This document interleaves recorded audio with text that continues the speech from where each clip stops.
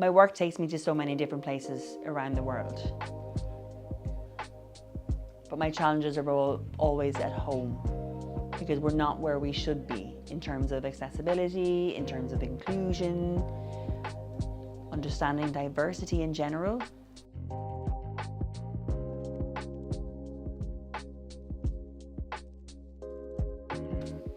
Hi, my name is Lydia Gratis. I'm a black deaf woman. I've grown up in Ireland, originally from South Africa, and I do a lot of community development work. I'm the CEO and founder for a social enterprise that's named Saved by the Sign. And this is our sign. We've been working for the last 3 years advocating for social inclusion for BIPOC people all over Europe, but we are based here in Ireland. I moved to Ireland at the age of 6. I grew up in an all-white deaf community and an all-hearing black community. And that had profound effects on my sense of identity.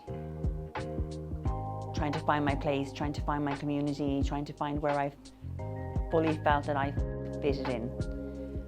And I was constantly searching and trying to belong. Family, though, has a huge thing. I grew up in a family full of advocates. They're well known in Ireland for their community work, their community advocacy. So at the moment, Saved by the Sign, we are working on a project here in Ireland. So we're making a documentary about black, deaf, BIPOC deaf people here in Ireland who are involved in the deaf community, their experiences of belonging, inclusion, and their ability to not just survive, but to thrive. We're also doing a survey at the moment as well to find out what the community is missing in terms of advocacy. And that will then go to different deaf organisations for them to understand how they can make things better for our community, how they can engage better, how we can support each other better. My plan for the future is more of that. Build a team, create those spaces, and just keep expanding and having that influence and keep working with different people in different places. My work takes me to so many different places around the world. But my challenges are always at home, because we're not where we should be in terms of accessibility, in terms of inclusion, understanding diversity in general. If I go into a deaf space, people don't fully understand racial parity and racial equality. If I go into a black space, it's very difficult to explain people what I mean by interpreters, what I mean by accessibility. And that goes with where I belong and the challenges. Whereas when I go to other countries, they give me what I need to feel like I belong. But I should have that in my home country. I want to be involved, I want to mix, I want to talk to people, I want to be able to be included.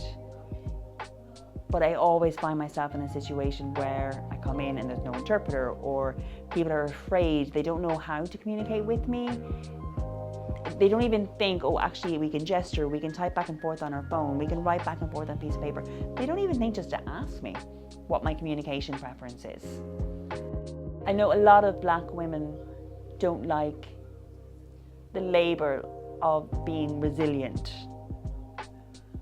I don't either.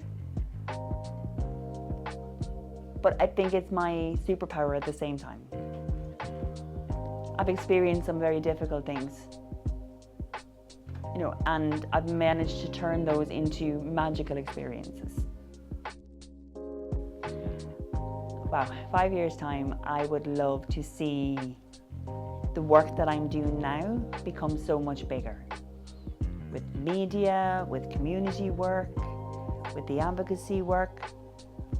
I want to see more people involved, doing the things that they love.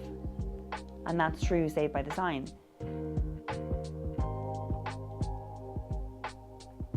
I want people to feel like they belong somewhere and that they will be able to be in that space.